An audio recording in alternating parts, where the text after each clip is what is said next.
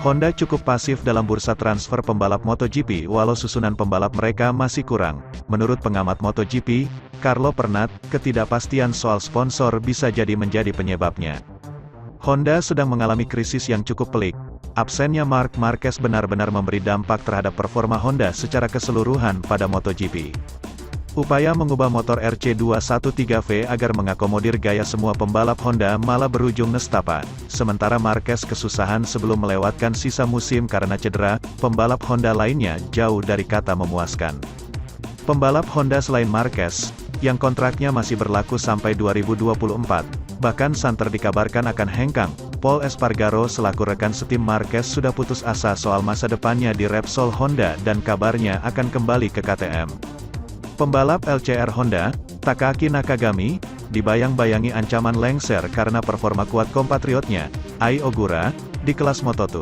Sementara adik Marc Marquez, Alex Marquez, bahkan sudah memastikan diri hengkang dari LCR Honda ke Gresini Racing, tim satelit Ducati. Sejauh ini ada dua pembalap yang erat dikaitkan dengan Honda, dua-duanya datang dari tim Suzuki X-Star yang bakal bubar akhir musim ini yaitu Joan Mir dan Alex Rins. Alex Rins sudah memberi sinyal akan bergabung dengan LCR Honda musim depan walau kontrak mereka belum diresmikan. Adapun Joan Mir masih tutup mulut, walau santer dikabarkan menjadi rekan setim baru Marc Marquez, juara dunia 2 kali terus menegaskan bahwa belum ada kesepakatan apapun. Lantas, apa masalahnya? Carlo Pernat merasa belum ada kesepakatan anyar antara Honda dan sponsor utama mereka Repsol. Ini menjadi penyebabnya. Kontrak Honda dengan Repsol, sponsor utama mereka sejak musim 1995, akan habis pada akhir musim ini.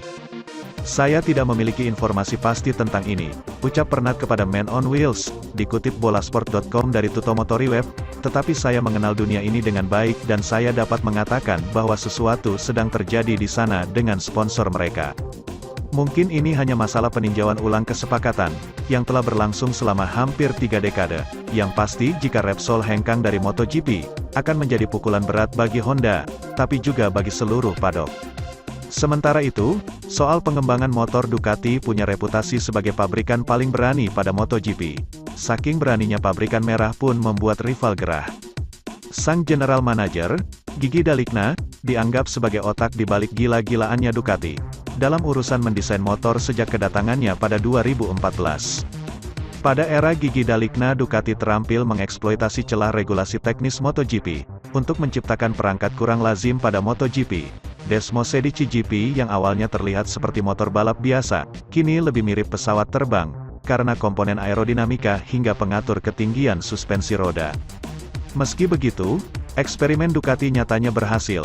Setelah sempat terseok-seok tak pernah menang pada tahun 2011 sampai tahun 2015, pabrikan Borgo Panigale itu menjelma menjadi kekuatan besar pada MotoGP.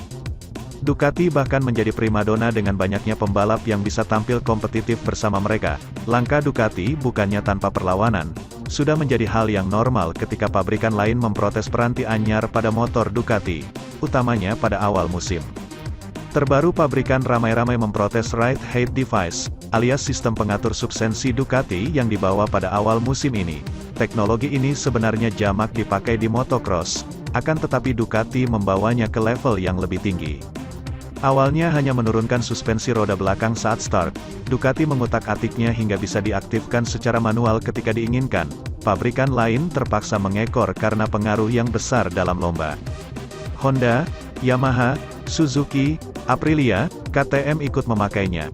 Pabrikan MotoGP lain akhirnya mengatakan, cukup saat Ducati bisa mengaplikasikan RHS pada kedua roda. Wacana menghapuskan RHS pun muncul karena dianggap memengaruhi balapan MotoGP dengan minimnya aksi menyalip akhir-akhir ini. Palu sudah diketuk, mulai tahun depan hanya RHS di roda belakang yang diperbolehkan. Ducati mencoba banding tetapi kalah suara.